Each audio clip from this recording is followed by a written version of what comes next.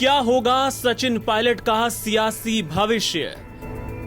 क्या कांग्रेस से बगावत की राह पर सचिन पायलट इतना आगे निकल गए हैं कि अब पीछे जाने की कोई गुंजाइश नहीं बची? ये सवाल राजस्थान से लेकर दिल्ली तक के सियासी गलियारों में तैर रहा है।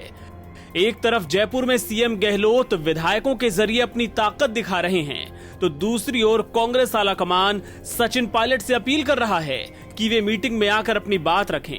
इतना ही नहीं, पार्टी ने इशारों में पायलट के खिलाफ कार्रवाई के संकेत भी दे डाले हैं। दरअसल पायलट ने 30 विधायकों के समर्थन का दावा तो कर दिया, लेकिन क्या वो वाकई इतनी बड़ी संख्या में विधायकों से बगावत करवा पाएंगे? इसे शक की निगाह से ही देखा जा रहा है। इस संदेह को तब और बल मिला जब उनके समर्थक माने जाने वाले कई विधायक गहलोत के आवास पर पार्टी विधायक दल की बैठक में हिस्सा लेने पहुंच गए। कई विधायकों ने खुले तौर पर गहलोत के नेतृत्व में आस्था जाहिर की। अब रातों रात ये विधायक फिर से पाला बदलने तो बात और है, लेकिन राजनीति के जानकार ऐसा होना मुश्किल ही मान रहे हैं।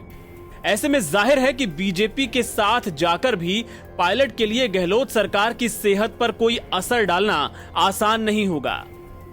इन तमाम सियासी के बीच अब ये भी कहा जा रहा है कि सचिन पायलट तीसरा मोर्चा यानी नई पार्टी भी बना सकते हैं। सूत्रों के मुताबिक पायलट की नई पार्टी का नाम प्रगतिशील मोर्चा या प्रगतिशील कांग्रेस हो सकता है।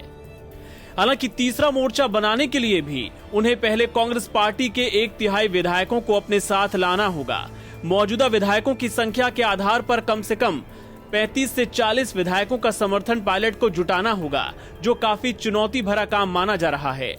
अगर सचिन पायलट थर्ड फ्रंट बनाने में सफल रहते हैं तो ऐसी स्थिति में वो बीजेपी के समर्थन से सरकार बनाने की कोशिश कर सकते हैं।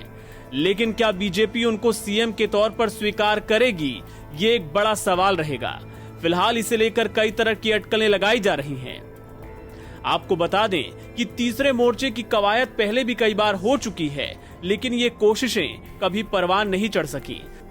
2018 के विधानसभा चुनाव के दौरान नागौर के खींवसर से निर्दलीय हनुमान बेनीवाल ने राष्ट्रीय जनता पार्टी के नेता किरोड़ीलाल मीणा के साथ मिलकर राज्य में तीसरा मोर्चा खड़ा करने की काफी कोशिश की थी, लेकिन मीणा के राष्ट्रीय जनता पार्टी छोड़कर बीजेपी में जाने से तीसरे मोर्चे को लेकर किए गए प्रयास कमजोर पड़ गए।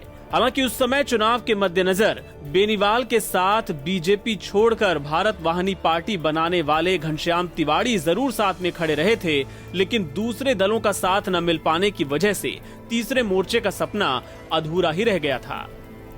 एनबीटी ऑनलाइन की रिपोर्ट।